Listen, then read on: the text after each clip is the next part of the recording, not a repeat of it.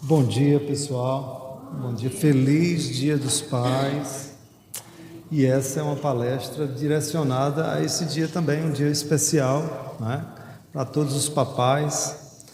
E como nós fizemos uma palestra para as mamães, falando de Maria de Nazaré, vocês devem estar lembrados, e a palestra teve essa mescla de música e ao mesmo tempo de fala. Aí a gente resolveu fazer, para os papais não ficarem assim meio que se sentindo inferiores, né?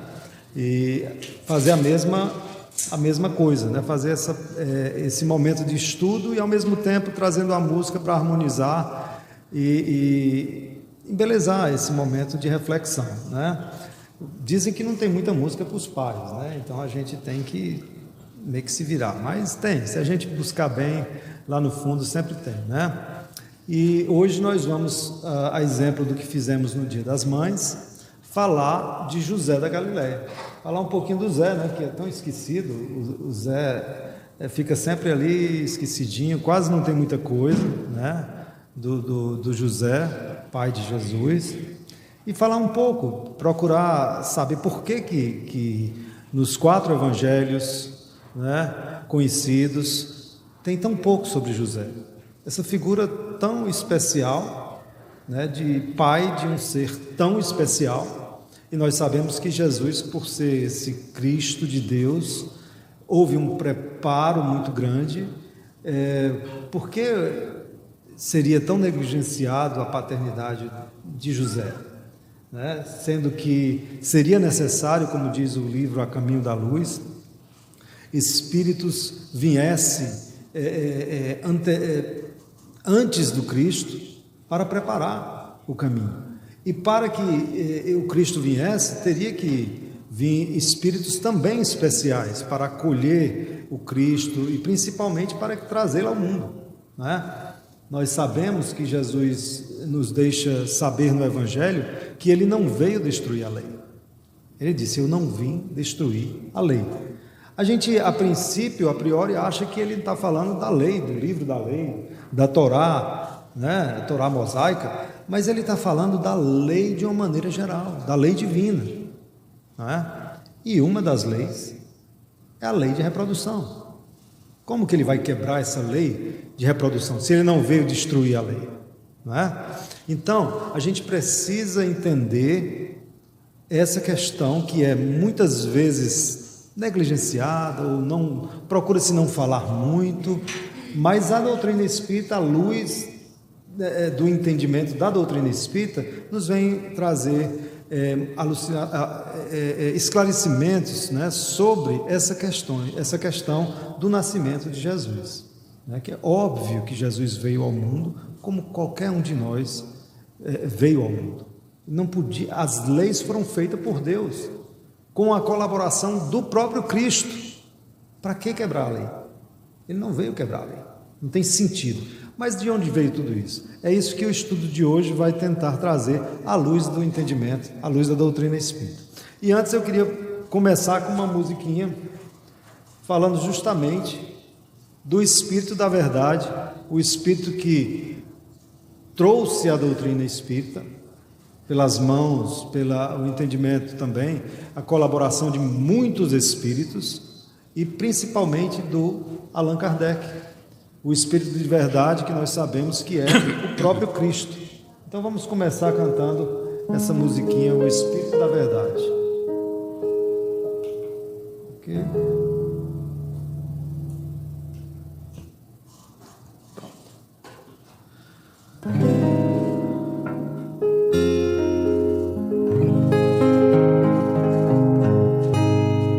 O Espírito da Verdade é Jesus, como outrora entre os filhos de Israel.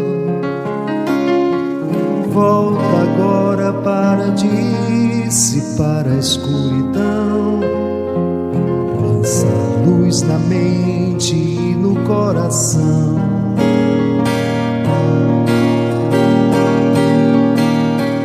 De Nazaré da Galileia, a verdade veio ao mundo feito luz, ele acendeu a terra inteira, dividiu o tempo em antes e depois, pra nos dizer que são muitas as moradas desse lar que iria preparar nos corações o seu reino de justiça, amor e paz, e prometeu voltaria ao tempo do Consolador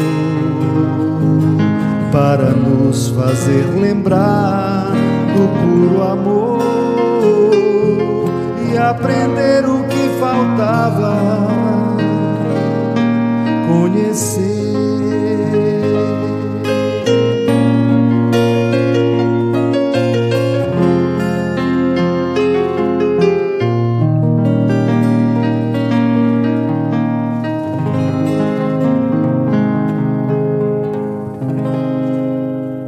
Essa música, a gente tenta falar justamente do Espírito da Verdade, que é Jesus, que veio ministrar todo esse trabalho prometido já nos evangelhos conhecidos.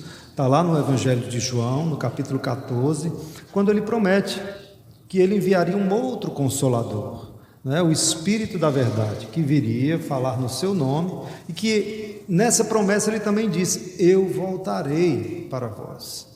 Não vos deixarei órfãos, eu voltarei para vós. E voltou de fato nesse trabalho, nessa administração, o Espírito da Verdade. Ele auxiliava Kardec o tempo todo, né? E ele, o Espírito da Verdade, o seu espírito familiar, que nós sabemos que é o Cristo, ele elucidava Kardec a cada um quarto de hora, né? Uma vez a cada um mês e um quarto de hora, ele ia lá e esclarecia algumas coisas. Não fazia o trabalho por Kardec. Ele dizia muitas vezes: olha, tem um erro acolá no capítulo tal, procura. E Kardec ia esmiuçar tudo aquilo e de fato encontrava alguma coisa que não estava de acordo com esse trabalho maravilhoso que tinha que ser feito de uma forma bastante esclarecedora. Então aqui nós sabemos que o Espiritismo nos traz essa luz, nos traz a verdade. E por trazer a verdade é que a gente tem que esclarecer certas coisas. E uma delas hoje, o tema, é justamente a paternidade de José, né? Da onde surgiu todo o mito, né? Da onde surgiu essa mitologia de que Maria foi concebida pelo Espírito Santo e José é meramente pai adotivo de Jesus. E a princípio não foi isso que aconteceu, isso foi uma coisa bem posterior aos evangelhos que foi se seguindo, principalmente no segundo evangelho, que é o Evangelho de Mateus. Teologicamente falando, o Evangelho de Mateus foi escrito depois do Evangelho de Marcos, que é considerado o primeiro evangelho. Embora nós sabemos através da teologia, dos estudos teológicos, que existia um evangelho, uma fonte, eles chamam de fonte, que é baseada no Evangelho de Mateus, mas que se perdeu no tempo, e que a gente vê muito bem no livro Paulo e Estevão se falando dessa fonte, né? Que eles hoje, os estudos chamam de Quella, né? Que é a fonte que ficou perdida, eles não sabem. E depois do Evangelho, considerado o primeiro Evangelho, que é o Evangelho de Marcos, foi feito depois um evangélico didático, que é o Evangelho de Mateus, que a gente vê que é bem didático, tem a sequência das coisas, não como aconteceu na época de Jesus, mas que era um evangelho voltado para os prosélitos, aqueles que iriam começar a conhecer a doutrina do Cristo. Então ele tem um direcionamento específico, principalmente para o mundo grego, né? Então, aqui não está funcionando, vamos lá. No capítulo 4, no capítulo 6 do item 5 do Evangelho, tem lá o Cristo Consolador, né? Ele vem justamente se declarando que essa volta do Cristo através da doutrina espírita, como o Espírito da verdade, né? E aqui a declaração é do próprio Espírito da verdade. Venho como antigamente aos filhos transviados de Israel, trazer a verdade, dissipar as trevas. Escutai-me, o Espiritismo, como antigamente a minha palavra, deve lembrar aos incrédulos que acima deles reina a verdade imutável. Espírito da verdade. É muito longa essa nota, esse trecho. Eu trouxe apenas um pouquinho para que a gente saiba que Jesus, como o Espírito da verdade, veio trazer essa doutrina para elucidar aquilo que foi dito, como ele mesmo promete no Evangelho de João. Esse Consolador vai ensinar coisas novas, mas também vai relembrar aquelas outras coisas que eu já tinha falado, não é? Então, esse é o Consolador prometido. E através desse Consolador é que nós vamos estudar um pouco sobre o que existe nos Evangelhos sobre José, o homenageado do dia de hoje, né? José da Galileia, e o que realmente podemos concluir da participação de José nessa história. Então, lá no Evangelho de Mateus, no capítulo 1, e tem pouca coisa, né? Muito pouca coisa é complicado. Tem pouca coisa sobre José nos Evangelhos. Pouquíssimas coisas. Porque realmente aquele método didático não estava interessado em mostrar José, mas estava interessado em mostrar uma mitologia. Porque seria melhor compreendido pelo mundo grego. O mundo grego que vem do conhecimento da mitologia, de todo aquele simbolismo da mitologia grega. Então ficaria mais fácil se eles também entrassem com essa mitologia para aquele mundo helênico da época, aquele mundo grego. Então diz lá no Evangelho de Mateus o seguinte: Maria, sua mãe, prometida em casamento por José, e aqui é comprometida, perdão, aqui é bom que a gente saiba que ela já estava casada. Comprometida naquela época, naquela cultura, significava dizer que ela já tinha assinado o contrato de casamento com José e já estava casada, legalmente casada. Mas existia duas fases do casamento, já falamos isso em outras palestras por aqui, que era assinar o contrato, comprometimento, e depois morar, coabitar com o marido. Era uma coisa que vinha depois. E aí tinha outra festa, porque festa olha, o povo judeu é pior que o povo brasileiro para festa, viu, gente? Por incrível que pareça, eu acho que o povo brasileiro herdou um pouco disso, da cultura judaica. E era festa para tudo. Então tinha festa para casar, para assinar esse papel, mas tinha festa depois para buscar a noiva, que geralmente estava na casa dos pais, para coabitar com a morada que o marido ia preparar. E Jesus faz um pouco dessa analogia quando ele está prestes a morrer. Ele diz: olha, eu vou voltar para a casa do Pai, vou vos preparar uma morada, e depois voltarei para vós. Ele quer fazer assim uma comparação com a ritualística do casamento, que o marido também dizia isso nesse momento do comprometimento, de assinar o contrato. Ele dizia: olha, eu vou lá na casa do meu pai, tem um terreno bom, amplo, eu vou fazer uma casinha, depois eu volto para te buscar. Aí era outra festa, que a gente vê muito bem lá na parábola das 10 virgens, quando o noivo está prestes a buscar a noiva, e as amigas da noiva se preparam para fazer aquele cortejo e acompanhar a noiva até a nova morada. Pois bem, então ela estava comprometida em casamento com José, ela estava casada. Antes de coabitarem, a outra festa, né? Antes de ela ser levada para a casa de José, que José ia preparar, né? Achou-se grávida pelo Espírito Santo. Isso é o que eles dizem lá nesse sentido, né? De tentar também, que a gente vai ver daqui a pouco por quê, né? Não impediria dela ter um relacionamento com José, já estava casada, só não morava na mesma casa, mas já estava legalmente casada. E também vamos lembrar que essa questão do sexo para o mundo judaico não tinha nenhum tabu, isso é coisa do mundo grego. Essa questão do sexo pecaminoso, tal, é coisa do mundo grego, não tem nada a ver com o mundo judaico. Isso a gente também já viu em outros estudos, né? Que o sexo é uma coisa divina. E para o mundo grego não, é uma coisa pecaminosa, né? E isso aí foi inserido também dentro dos evangelhos, até dentro da própria Bíblia, de uma maneira geral, principalmente com a questão lá de Adão e Eva, né? E ficou na cultura depois posterior, na cultura grega, principalmente na Igreja Católica, essa questão do sexo como sendo o pecado original. Não tem nada a ver no mundo judaico, não tem nada a ver na época de Jesus, na visão daquele povo. Não tem pecado original nenhum. É natural que um casal que acabe de se casar, eles tenham a lua de mel, mesmo que não tenha casa ainda, mas a lua de mel acontece, certo? Mas tudo bem, vamos lá. Então José, o seu esposo, sendo justo, ela se achou grávida, e José, o seu esposo, sendo justo, não querendo denunciá-la publicamente, resolveu repudiá-la em segredo. Aqui dá a entender que essa gravidez, o filho não era de José. José ficou sabendo, como assim?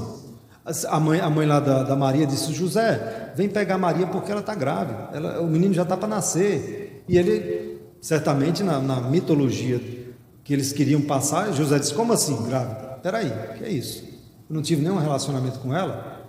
Eles queriam passar isso, de que Jesus era filho do Espírito Santo, né? Deus veio de uma certa forma e cobriu Maria, e Maria achou-se grávida. Nós sabemos que aqui também tem uma questão teológica. Essa gravidez é uma gravidez, digamos assim, já psicológica, uma gravidez espiritual, não psicológica, perdão, espiritual, né? Ele já anunciou que iria acontecer o nascimento do Messias. E aqui é uma coisa muito interessante, porque enquanto assim decidia, eis que um anjo aparece para José em sonho, não é? Dizendo: José, filho de Davi. Isso é muito importante, por isso que está em amarelinho lá, filho de Davi. Não temas receber Maria, tua mulher, pois o que nela foi gerado vem do Espírito Santo. Ela dará à luz a um filho, e tu chamarás com o nome de Jesus, que Jesus significa Deus salva, o Salvador, né? Yeshua, a salvação. Isso é o que significa o nome de Jesus. E ele salvará o mundo, por isso vai se chamar o Salvador, Yeshua, Jesus. Pois ele salvará o seu povo dos seus pecados. É isso que a gente tem em Mateus, aquele evangelho didático, aquele evangelho que foi direcionado para uma cultura grega, certo? Mas em Lucas, nós temos algumas coisas também. Eu vou passar aqui, não sei porque isso não está funcionando. Em Lucas nós temos algumas coisas. O edito de César Augusto, ou seja, quando quando Maria estava grávida, José já estava casado com ela, já estava até coabitando, provavelmente, houve um edito de César Augusto, está lá em Lucas capítulo 2, e as pessoas tinham que se cadastrar, um censo, para dizer quantas pessoas tinha na região, né, no país. E José, como sendo um descendente de Judá, a tribo do rei Davi, ele tinha a obrigação de pegar a sua esposa, que podia ser de outra tribo, não tem nenhum problema, existia um casamento entre tribos diferentes, e ir até a cidade natal dele para fazer esse cadastro, um censo. Ele não podia fazer online, nem de onde ele estivesse, ele tinha que pegar o burrinho, botar Maria lá em cima e ir lá na cidade dele e fazer o registro, né? E aqui nos dá algumas dicas. Também José subiu à cidade de Nazaré, na Galileia, para a Judéia, de onde ele era, na cidade de Davi, chamada Belém, por ser da casa e da família de Davi. Mais uma vez, Lucas nos está dizendo que José, ele era da descendência de Davi, certo? Para se inscrever com Maria, não fala nada que Maria é da descendência de Davi, sua mulher, que estava grávida. Por que é tão importante a gente tocar nesse assunto? Porque a tradição daquela cultura judaica, que o Messias teria que ser um descendente de Davi.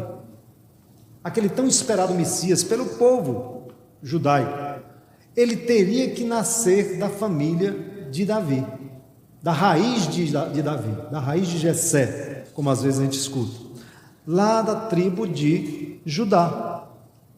Tanto que Jesus é conhecido como o leão de Judá. Por quê? Porque o leão é o símbolo da tribo de Judá, né? A gente vê muito isso nos desenhos animados, o Rei Leão, que tem muito a ver com essa questão da tribo de Judá.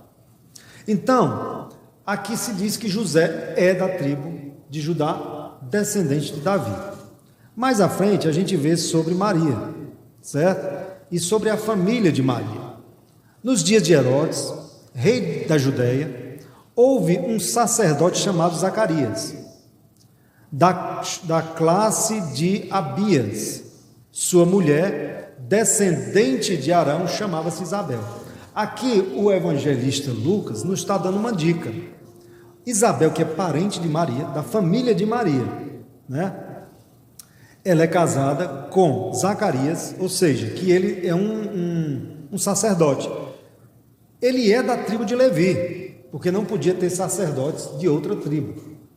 Todo sacerdócio, todas aquelas pessoas que cuidavam, os trabalhadores do templo, tinham que ser todos de uma tribo, e essa tribo era a tribo de Levi, certo?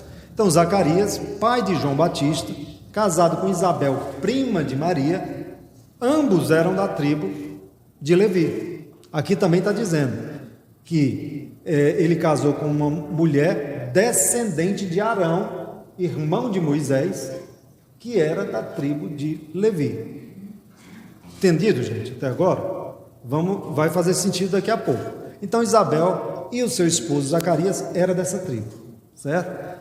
E aí, lá mais à frente, em Lucas, capítulo 1 ainda, no versículo 27 diz... e o anjo foi enviado a uma virgem desposada com um varão chamado José. Está falando de quem? Maria, certo? Da casa de Davi. Quem é da casa de Davi? José. Até agora não se fala de Maria, só dá dicas. E o nome da virgem era Maria. Ou seja, não diz que Maria era da casa. Lá em Zacarias diz que Zacarias era da casa de Levi e a sua esposa também era da casa de Levi, descendente de Arão. Mas aqui não, aqui só diz que ela casou com um homem chamado José da casa de Davi. E o seu nome era Maria. Tudo bem, não diz nada de onde é que ela era ainda. Mais na frente, no versículo 36 diz: também Isabel, tua parenta, quando o anjo aparece a Maria, na anunciação, para falar que ela está esperando o Messias, o Cristo, diz, também Isabel, a tua parenta, concebeu um filho na velhice. Ou seja, fica bem claro que Lucas diz que Isabel é da família de Maria. Então, está subentendido que Maria, ela é da tribo de Levi. Certo? Faz sentido? Muita gente, vocês vão olhar, se vocês entrar aí nos sites, na internet, nas discussões e tudo mais, muita gente vai fazer assim um esforço enorme para tentar dizer que não, Maria é da tribo de Davi, mas não tem nenhuma fato concreto na Bíblia que diga isso. Só que José é da casa de Davi e que, provavelmente, Maria, com todas essas dicas que foram dadas, por conta da sua parentela com Isabel, deve ser da casa de Levi, daquela classe sacerdotal das tribos de Israel. Certo?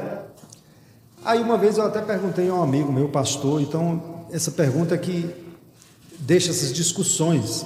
Se José é dito que é da casa de Davi e Maria da casa de Levi, como é que Jesus é descendente de Davi se ele não é filho de José? Não é? Aí dá um nó, né? Isso foi tema de muita discussão. Obviamente, ele é filho de José, por isso ele teria que ser descendente da tribo de Davi, porque a descendência vem do pai e não da mãe. Se viesse da mãe, ele seria da outra tribo, certo? Naquela época a descendência era do pai, certo? Mas foi feito muito esforço para tentar modificar isso. Então, tem uma musiquinha que eu fiz para o nosso querido Zé, tão esquecido, faz tempo que eu fiz essa música, foi também para o Dia dos Pais, e fala mais ou menos assim, na segunda.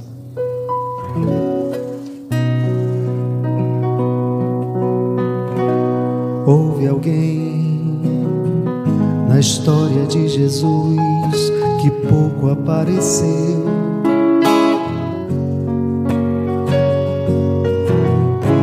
pois em silêncio ele entrou na vida, mesmo silêncio de Deus. Houve alguém de uma missão sublime, de proteger, amar e ensinar. O bom José era um filho de Israel, da tribo de Judá. E o leão da tribo de Judá foi de José, um filho de Davi. Cantou o amor e a paz universal e não derrogou a lei que o trouxe aqui. Por isso alguém de uma missão sublime, de proteger, amar e ensinar. O bom José era o filho de Israel, da tribo de Judá.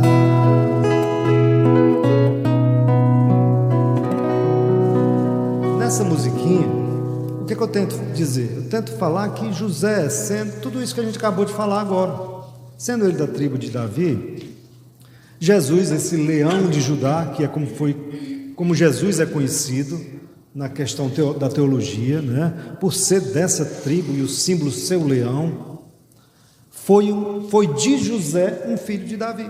Ele só podia ser filho de Davi através de José. Ele não podia ser filho de Davi através de Maria. Por isso que a gente vê o cego de Jericó chamando Jesus pelo título do Messias esperado. Filho de Davi, tende piedade de mim, né? E Jesus atende, porque ele estava chamando ali, com esse título, Filho de Davi, pelo Cristo, pelo Messias tão esperado por aquele povo. Era um título do Messias, dentre muitos. Emmanuel era um outro título do Messias, que quer dizer Deus conosco, né? E Filho de Davi era o título do Cristo, naquela cultura, certo? Mas aí, então, a gente vai, nesse estudo, em homenagem ao Zé, a gente vai falar de onde veio, então, tudo isso, né? Toda essa cultura de que Maria concebeu virgem do Espírito Santo e José era apenas o seu pai adotivo. Isso vem muito da mitologia grega, né? Por falar em mitologia, estamos com saudade daquela palestra, hein, Roberto? Lá do conto da caverna, né? Muita saudade, muito bom o tema lá, falando de Platão, né? E aquilo ali é muito interessante, que já mostrava naquela época a visão que aquele povo tinha desse mundo espiritual, da mística que envolve tudo isso que a gente hoje fala, não é? E Sócrates, Platão, nos traz assim tudo que o Espiritismo hoje fala e já trazia naquela época, de uma certa forma. E devemos dizer que toda essa cultura da mitologia grega nos traz também ensinamentos maravilhosos. E por ser uma cultura muito antiga, cerca de 800 anos antes do Cristo, ela serviu de base para muitas outras religiões, dentre elas a religião da Bíblia, a religião judaica. E aqui a gente vê o seguinte, olha, aqui a gente tem a relação da mitologia grega na Bíblia. Vamos falar de alguns fatos interessantes. Por exemplo, Homero, 800 anos antes, já contava, através de Homero, já contava essa mitologia da criação, certo? Que Prometeu formou o homem à sua imagem e semelhança do barro da terra e soprou nele a vida. Olha, quando E aí a gente pergunta, mas como assim? Essa história eu já vi em algum lugar, não é? Está lá, claro, na Gênesis, que lá conta que Deus formou o homem do barro da terra e deu um sopro de vidas, né? Que o Severino falou também, que não é vida, é vidas, não é isso? Mas está lá. Mas já tinha antes toda essa mitologia no mundo grego, através de Prometeu. Era como eles tentavam falar da criação, né? Vamos ver outra historinha do mundo grego, da mitologia grega, que também é bem familiar, né? Na formação da mulher, né? Então lá em Exídio já conta essa história, 750 anos antes do Cristo, certo? E a gente sabe, é bom lembrar que o exílio na Babilônia, aonde o povo judeu teve contato com tudo isso, foi apenas 500 anos antes de Cristo. Isso aí foi muito anterior, né? Então, lá na mitologia, conta que Zeus, e o nome que a gente tem conhecido como Deus, vem da palavra Zeus. Naquela época não se dizia Deus, dizia-se Zeus. Depois foi modificado para Deus. Por isso que Mateus não gosta muito desse nome, Deus nem Zeus. Toda vida que vai se falar do reino de Deus, Mateus fala do reino dos céus. Ele tenta evitar esse contato com Zeus. Mas na realidade o nome Zeus o nome Deus vem de Zeus, que era o deus da mitologia grega que influenciou muitas outras religiões. E aqui diz que Zeus cria Pandora, a primeira mulher, e envia à terra com uma caixa e ordena para não abrir a caixa. Olha a ironia, ele sabendo da mulher, que ele diz assim, eu vou fazer assim uma certa brincadeira, eu vou dizer ela para não abrir essa caixa e ela não vai se controlar, certo? Basta você dizer, não abra essa caixa que tem uma coisa aí dentro, pronto, bastou isso, certo? A mesma coisa tem lá na Gênesis, está lembrado? Vocês podem comer de todas as frutinhas que está aqui, menos daquela árvorezinha ali no centro. E foi dizer para a mulher. Aí, gente, não é brincadeira. A Priscilinha já me olhou assim, com chateada. Não, Priscilinha, é mitologia. Claro que hoje isso não acontece. A gente sabe disso. Mas, naquela época, eles tinham essa visão assim, misógina, né? E não é certo isso.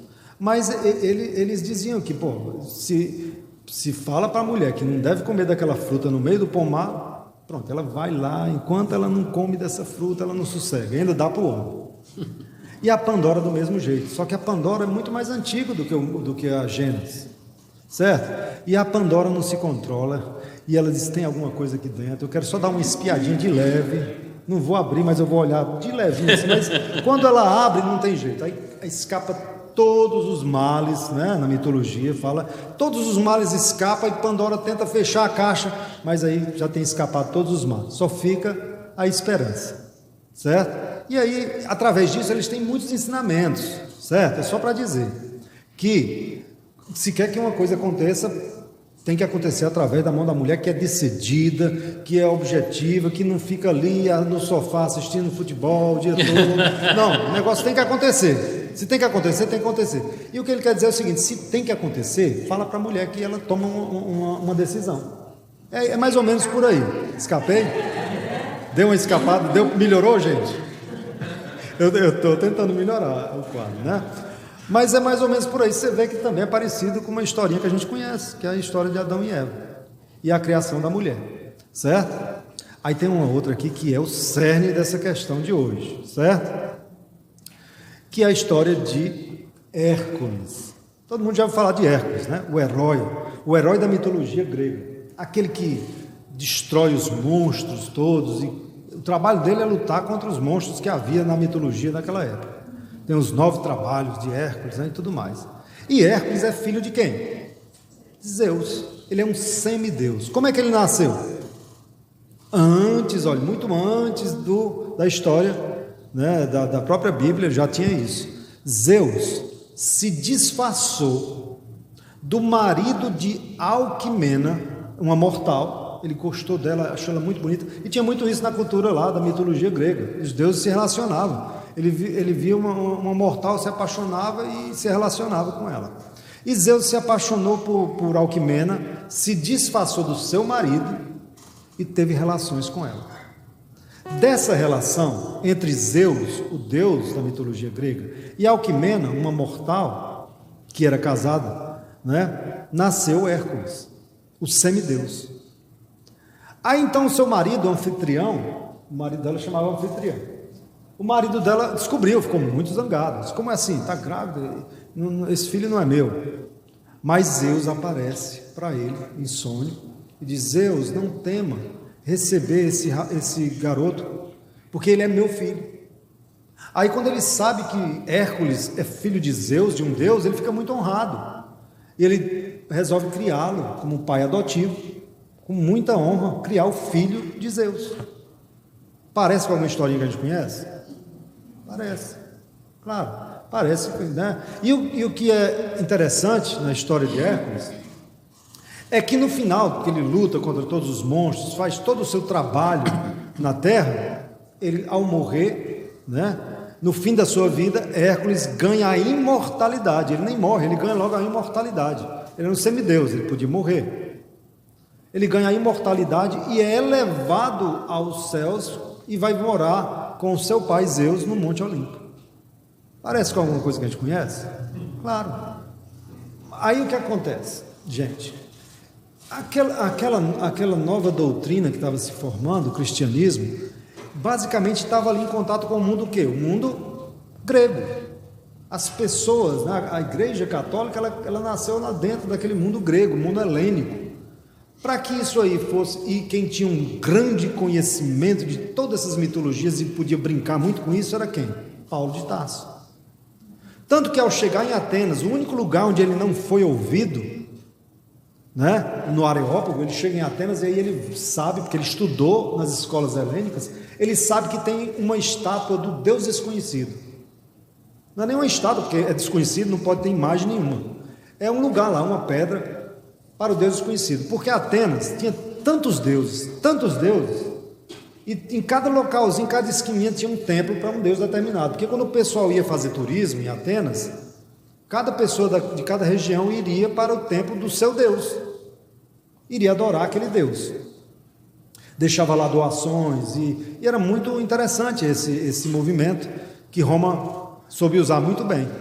Mas aí eles pensando, gente, mas se tiver alguém que tem um Deus que a gente não conhece, vai chegar aqui e não vai prestar culto a ninguém, é melhor que a gente faça um templo para o Deus desconhecido. A gente não sabe quem é, mas quem não encontrar o seu Deus aqui, vai lá no Deus desconhecido e faz adoração, ele serve para qualquer Deus. E Paulo, muito sábio, né? Ele muito conhecedor da mitologia grega, ele usa justamente esse Deus desconhecido para falar de Jesus. Está lá no livro Paulo Estevam, está em Atos dos Apóstolos também, na Bíblia. Ele diz, olha, povo ateniense, vocês testemunham que não sabem de tudo, porque vocês têm ali um templo a um Deus que vocês desconhecem, e é desse Deus que eu vim falar, de Jesus, o Deus desconhecido. Pois bem, e aí isso aí passou para a cultura do Evangelho, para que fosse aceito, Jesus fosse aceito como semideus, como aquele semideus que eles tinham conhecimento. Porque se não fosse daquele jeito, eles dizem, não é igual a Hércules, então não pode ser o Messias, não pode ser o Cristo. Lembre-se que ele está falando, mas não é mais para judeu. O judeu não precisava disso. O judeu sabia que o Messias, o Cristo, viria pelas vias normais, pela concepção, a união de um homem e de uma mulher, normalmente. Mas o povo grego não. O povo grego não aceitava, não tinha esse entendimento. Foi por isso que eles, depois do exílio da Babilônia, em contato com esse mundo grego, criou a historinha de Adão e Eva, que é parecida com Pandora. Criou lá a história da criação também, parecida com Prometeu. E mais à frente, uma visão muito inteligente, também se criou essa questão de Jesus sendo comparável, ou já era uma predição de Hércules. Ou seja, lá na historinha de Hércules tem uma premonição de que o Cristo viria. E o povo grego entendia muito bem e aceitava. Se não fosse assim, eles não aceitavam. Não, isso aí não pode ser o Messias, porque ele não é um semideus.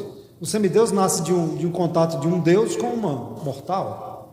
Eles tinham essa cabeça. E por isso foi, de certa forma, didaticamente inserido na Bíblia.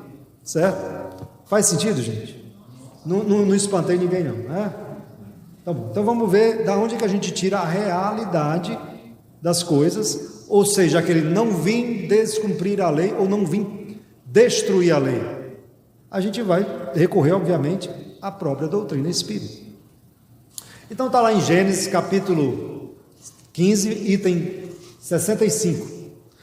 Desde o momento da concepção até o nascimento de Jesus, tudo se passa com a sua mãe, como nas condições comuns da vida.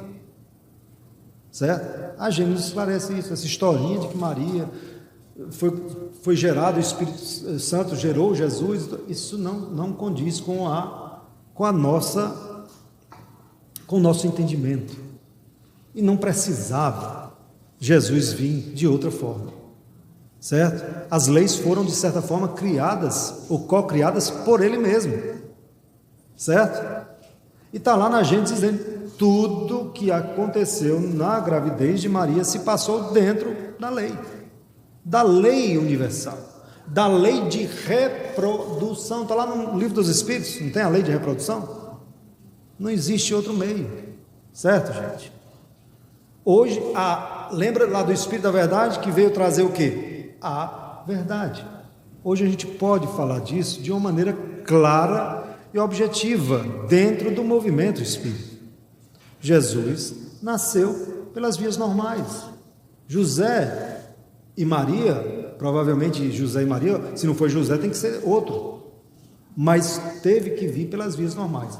Houve uma concepção dentro do espiritismo antigo, na época de Kardec, através não do espiritismo, mas através dos 4 evangelhos de Rustem, muitos já ouviram falar sobre isso, que é contemporâneo de Kardec, que traz aquela coisa de que Jesus não veio num corpo de carne, veio num corpo fluídico, que aquilo ali, Maria teve uma gravidez psicológica e de repente Jesus apareceu na hora do nascimento, porque era um corpo fluídico. Isso não condiz com a doutrina espírita, certo? Jesus veio pelas vias normais, num corpo de carne, nasceu, viveu e morreu pelas vias normais.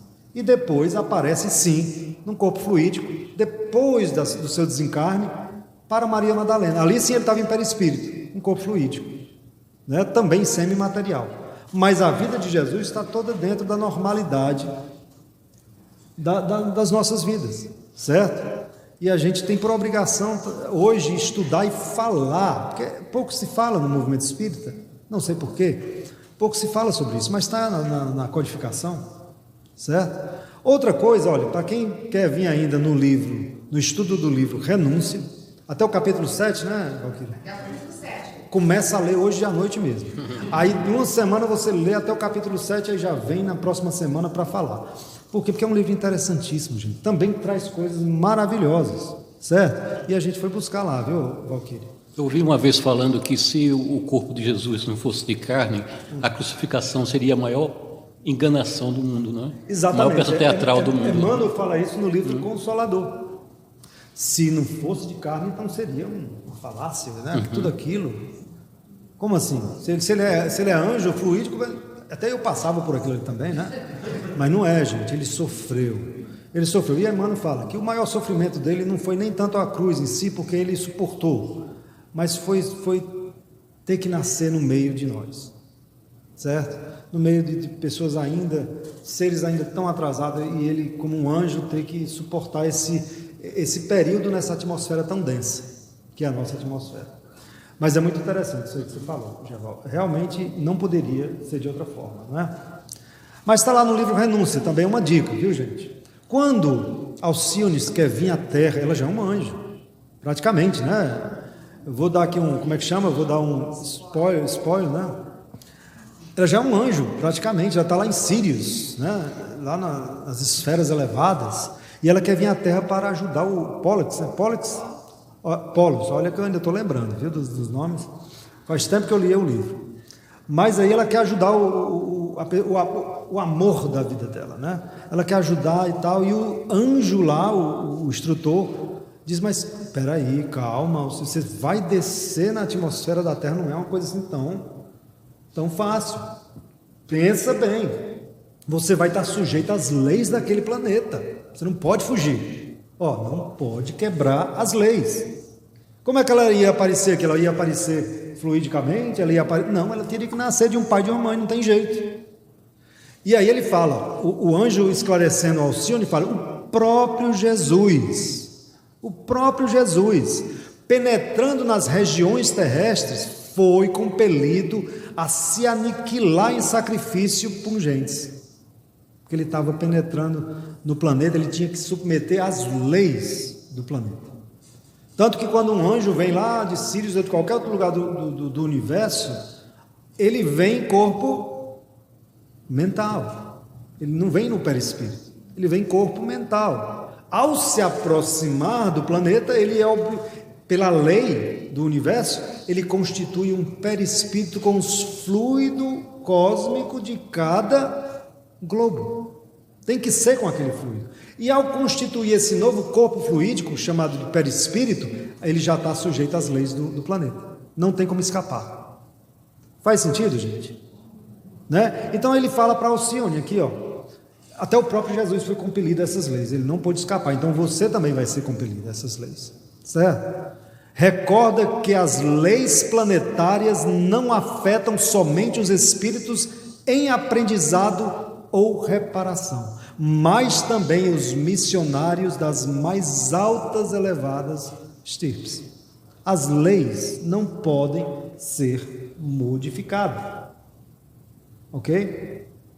A pessoa pode até aparecer assim, pouco tempo, se materializar, tem lá, né, no livro, na Gênesis, fala sobre isso. A Gênesis, os agênesis, né? Não é isso o nome, Gevaldo? A Gênesis, né? São espíritos que se materializam, mas por pouquíssimo tempo. Não pode ficar muito tempo, porque precisa de quê? Precisa de um fluido cósmico especial que a gente chama de ectoplasma. Né? E aquilo ali tem que ser extraído de pessoas que estão em volta. Então é um processo complicado. Então, se você vem numa missão que vai durar 33 anos, você não pode vir dessa forma. Você tem que nascer e passar pelas leis do planeta. E aqui também, no livro Renúncia, não está falando sobre isso. Vocês concordam? Que aqui está dizendo que não pode ser quebrada, mesmo que seja um espírito puro. Tanto os impuros, os bons, os inferiores, os bons e os puros estão sujeitos às leis de cada planeta. Certo? Jamais uma dica para a gente. De que Jesus, ao vir à Terra, na sua missão divina, se sujeitou às leis planetárias. E uma delas é a lei de reprodução. Certo?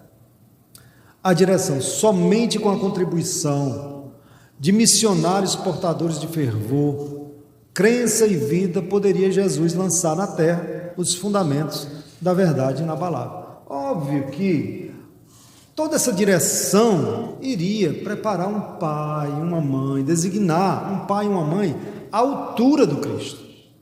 À altura. Eles não iam pegar qualquer um, tal, porque está só precisando. Não, obviamente, foi preparado, está lá no livro A Caminho da Luz, o quanto de esforço foi feito para buscar nascer pessoas antes de Jesus, para preparar um império, para preparar o mundo para Jesus, para facilitar as estradas, a língua, tudo isso foi preparado anteriormente, né? Está lá no Boa Nova, Humberto de Campos nos fala sobre isso no primeiro capítulo. E Emmanuel, numa das pouquíssimas menções a José da Galileia, Emmanuel traz essa passagem lindíssima no livro Caminhar e Seguir, se eu não me engano. Desculpa, eu não botei o nome do livro, mas o livro é Caminhar e Seguir. Levantar e Seguir, desculpa. Levantar e Seguir. Emmanuel fala, houve um homem integral que atendeu a Jesus, hipotecando-lhe o coração sem mácula e a consciência pura. Ele está falando de José, certo? Esse homem integral que dedicou toda a sua vida para essa missão, juntamente com Maria e outros mais, mas eles, como os pais, teriam que ser especialíssimos, hipotecando o seu coração sem mácula e a consciência pura.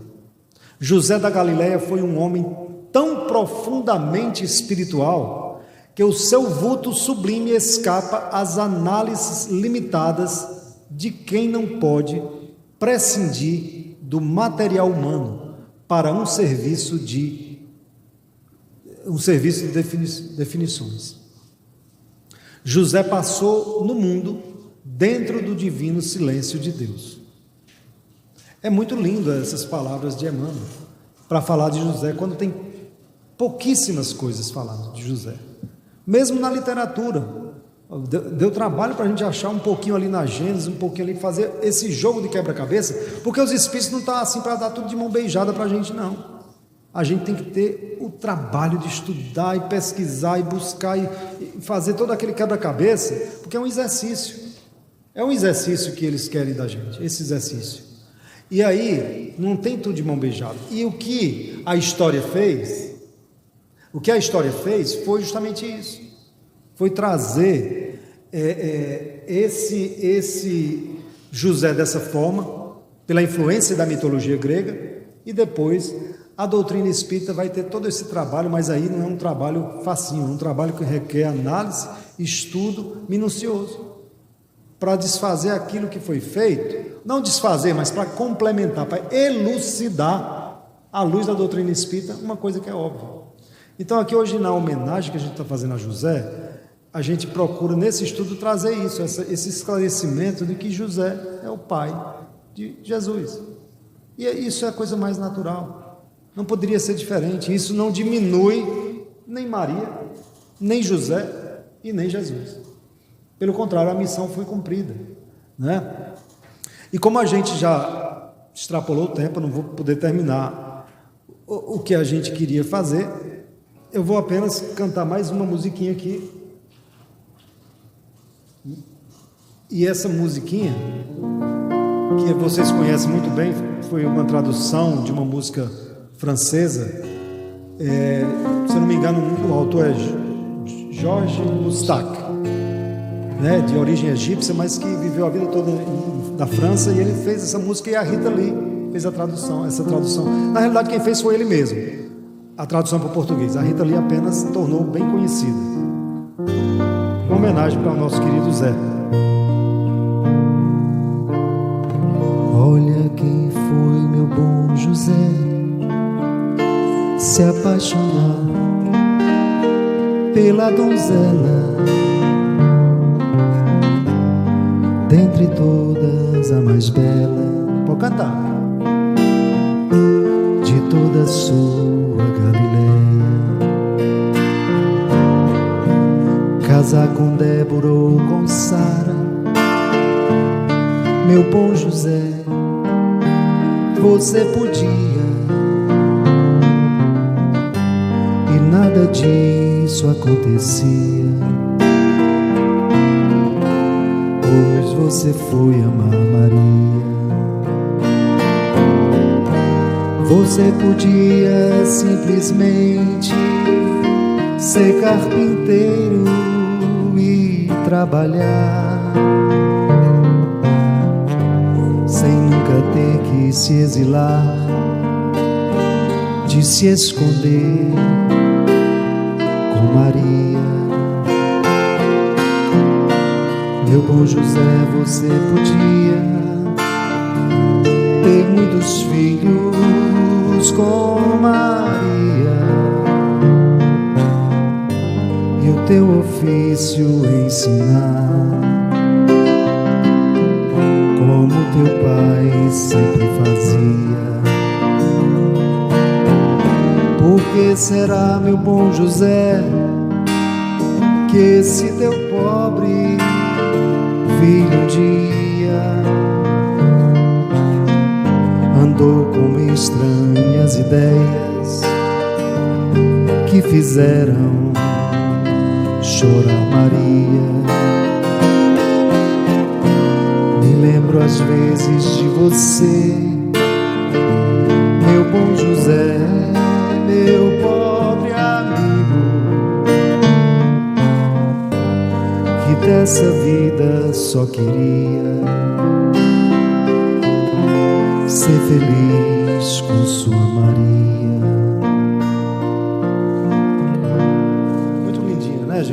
música é uma homenagem para o nosso querido José, e como eu não podia deixar, para concluir, de fazer a minha pequena homenagem a todos os pais, de cantar essa musiquinha para que os nossos pequenos possam entrar e fazer a real homenagem para todos nós, né? Então, rapidinho, vamos cantar Ser Pai na Terra, que é bom demais, gente.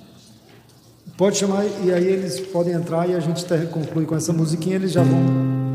Tem o Edson também, né, Edson, querido? Vai fazer a sua homenagem. Ah, muito bem. Porque é bom demais ser pai na terra, gente. E como pai fazer música para pai é bem complicado, aí eu fiz assim uma música declarando, e acredito que vocês vão concordar, que é muito bom ser pai. É muito bom ser pai na terra. A gente só tem que pedir ajuda para chegar até o fim da missão sem falhar, não é? Ser pai na terra, ser pai na terra é a missão de ser amigo, proteger, de ser irmão, representando o Pai maior. É ajudar um ser de Deus a ser melhor. Ser pai na terra é andar com os pés no chão e dar impulso ao filho para voar na imensidão. Ser pai na terra é viver o Evangelho e adorar um dia ser chamado de meu velho. Ser pai na terra é bom demais. Só peço a Deus pra não falhar e ser capaz de completar essa missão, de ser amigo, proteger, de ser irmão. Ser pai na terra é bom demais. Só peço a Deus pra não falhar e ser capaz de completar essa missão, de ser amigo, proteger, de ser irmão.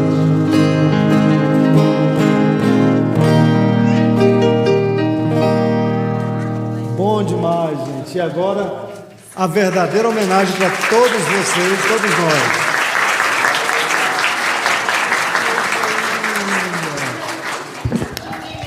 Bom dia a todo mundo, um feliz Dia dos Pais, para todos os pais aqui presentes e para todos nós que somos filhos, uma lembrança, né, um carinho especial aos nossos pais que estão aqui ou já partiram antes de nós para preparar nosso caminho, de dar uns abraços no mundo espiritual, não é? Então que todos os pais se sintam abraçados através do nosso carinho e, mais importante, o carinho dessas crianças maravilhosas que estão fugindo já por aí, não é? Meu nome é Juliana e eu queria agradecer vocês, tá? Por confiar na gente. Eu, como evangelizadora também, queria primeiro agradecer a todas as evangelizadoras aqui presentes, que fazem um trabalho muito bonito com os nossos filhos, e a vocês, pai e mãe, que confiam os seus filhos a nós aqui todo domingo. A nossa profunda gratidão. Muito obrigada, viu?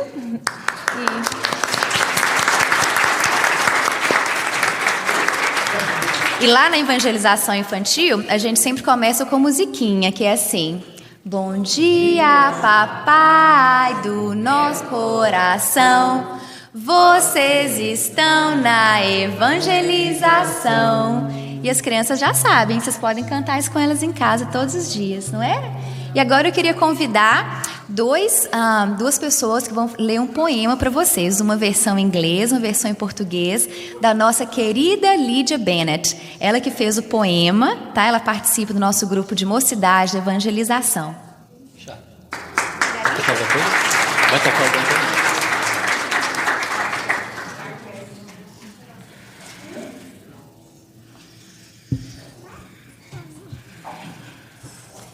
Dad, I love you for all you do. I'll kiss you and hug you because you love me too.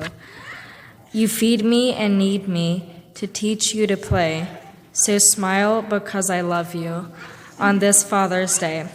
Happy Father's Day. Happy Father's Day means more than having a happy day. It means I love you first of all, then thanks for all you do. It means a lot to me, and I honor you.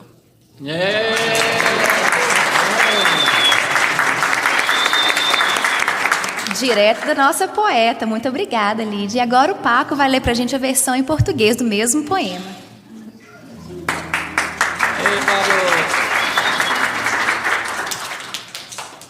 Pai, eu te amo por tudo que você faz.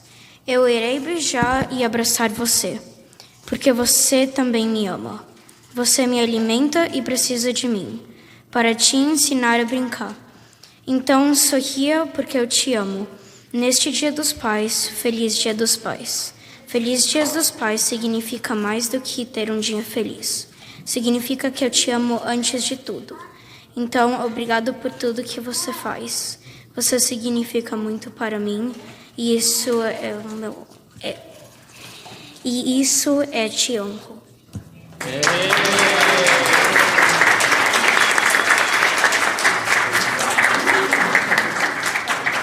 A mensagem é pro pai e a mãe chora. Não entendo nada.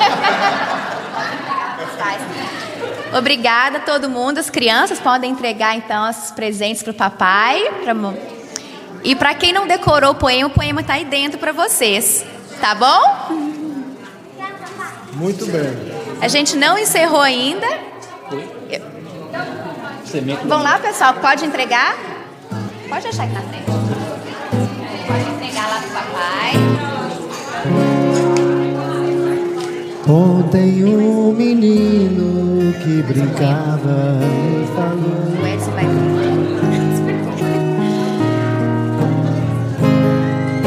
que ontem é semente do amor, para não ter medo que esse tempo vá passar. Não se desespere, nem pare de chorar. Nunca se entregue, nasça sempre com as manhãs. Deixe a luz do sol brilhar no céu do seu olhar. Fé na vida, fé no homem, fé no que virá. Nós podemos tudo, nós podemos mais. Vamos lá fazer o que será.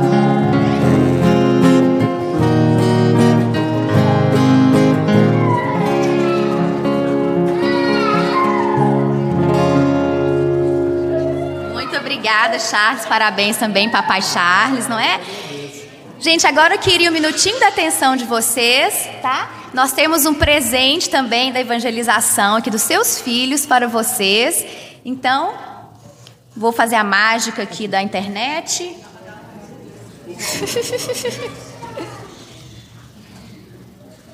Isso. Então, por favor, vamos assistir o vídeo agora.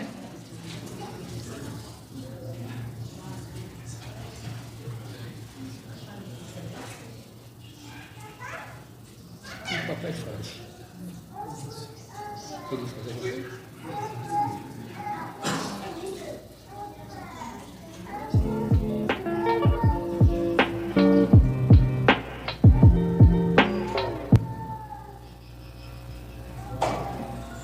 Hey Dad, I just want to let you know that I love you and happy Father's Day. Hi Dad, thank you for everything that you've done for me and happy Father's Day. Oi papai, eu só queria te agradecer por sempre me ajudando e ensinando. E eu te amo muito. Feliz Dia dos Pais.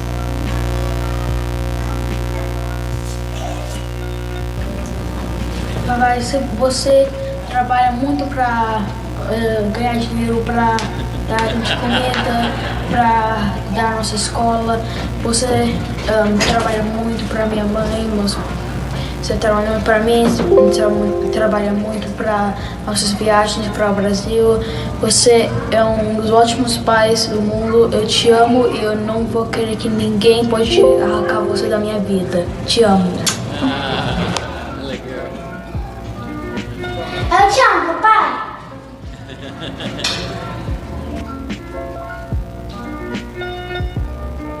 2, 3 e já. Bom dia dos pais. Eu te amo, obrigado por todas as coisas que você fez para mim. E eu espero que você tenha um bom dia de paz. Te amo. Te amo. Obrigado, pai, por sempre estar do meu lado, me ajudando com robótica, me ensinando tudo. Obrigado. Tchau. Beijo, papai.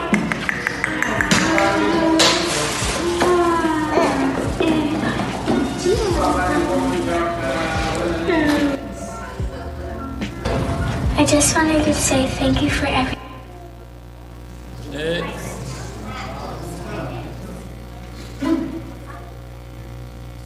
Na época de José não tava esse problema.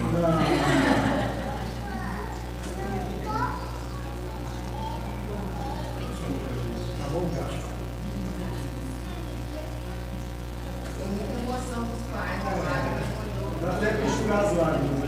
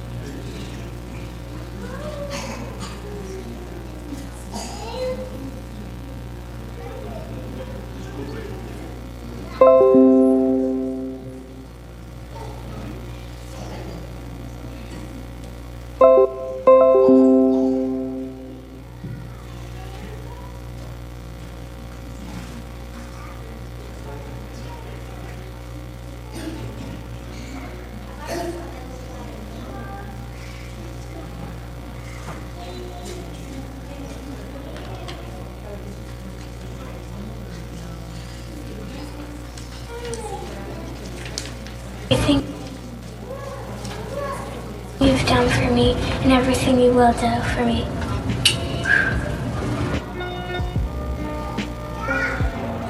Happy Father's Day, Dad! We love you and miss you so very much. I wish I was in Atlanta to celebrate, but unfortunately we can't be there, but know that we're wishing you all the best and hope you have a wonderful day. Happy Father's Day.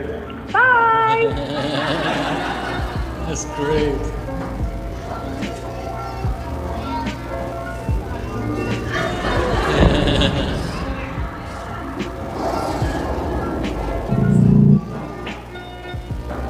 Feliz Dia do Pai, eu te amo muito.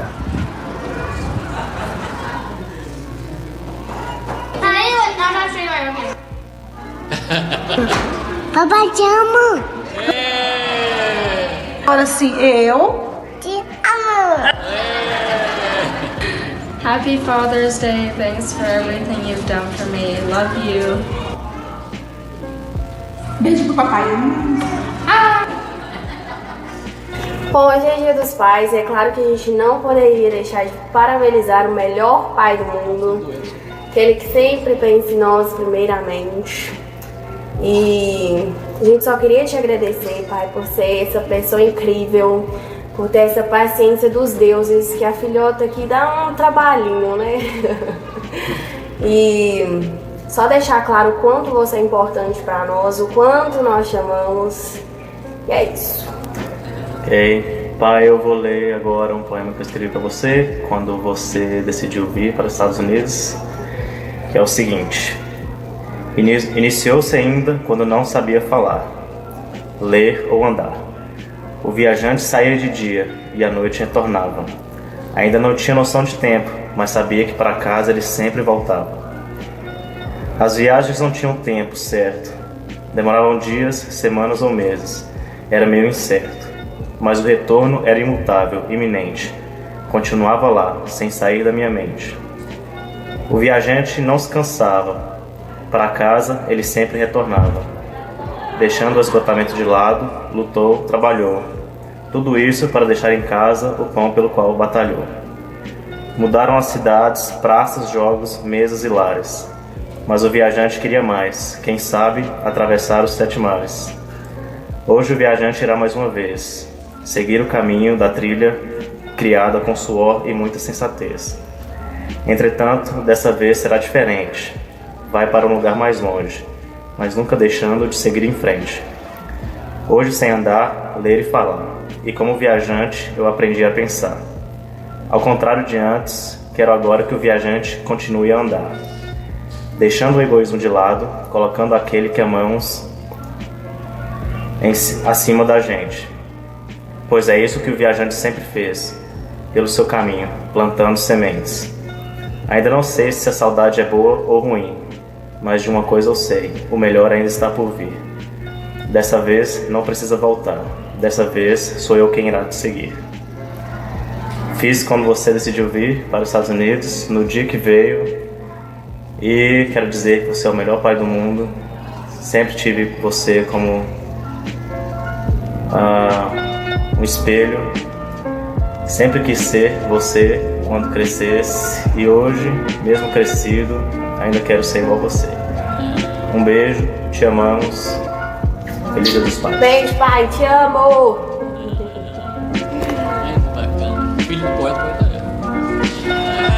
Hey Dad, happy Father's Day. You are loved by so many people with your jokes, humor, and loving attitude. You have taught me to have fun and give smiles to everyone I encounter. I love you and thank you for everything you have done and all the love you have given me. Happy Father's Day. Hey, I just want to take the time to appreciate the love I have for my father, and happy Father's Day to my dad. And I have this guitar because he taught me how to play this guitar about a year ago, and I'm still playing it to this day. And happy Father's Day, Dad, I love you. Pai, é difícil falar em você sem falar na música. Pensei em fazer um quadro pra você e fiz esse. Queria que ficasse só como seu violão. Obrigada, pai, por tudo que você faz pra mim e tudo que você fez. Te amo. Pai, queria te desejar um feliz Dia dos Pais. O senhor já é um maravilhoso pai e vai ser um grande avô para Sofia. E não vejo a hora dela brincar e ouvir o senhor cantar, igual como eu brincava com o seu violão, se lembra?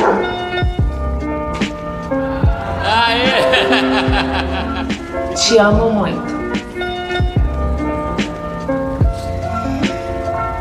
Feliz Dia dos Pais, papai. Eu te amo muito. E também você ensina um monte de coisa pra mim, igual como nadar. E também como fazer, como ser um bom menino. Te amo.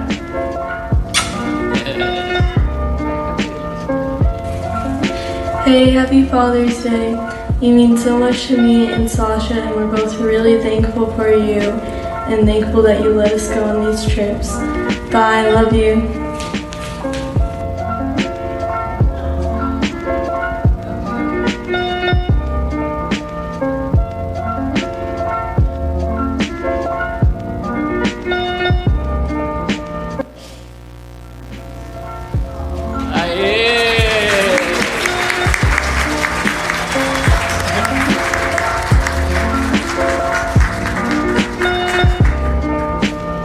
Gente, ainda não acabou, é muita emoção num dia só, não é? Agora eu queria convidar o Edson, por favor. A gente viu o filho, né, recitando um poema para o pai. Agora o pai, Edson Galvão, recitando um poema para todos nós, tá?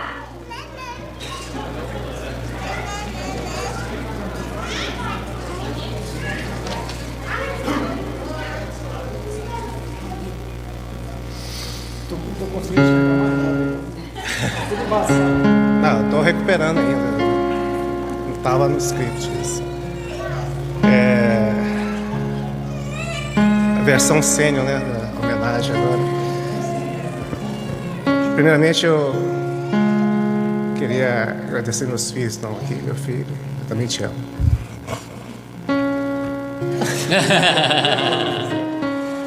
Vamos lá. A senhora pediu para nós recitarmos uma poesia. A poesia não é minha, é do Braulio Bessa, né? Todo mundo conhece ele. E prestar homenagem de nós, pais, aos nossos pais, entendeu?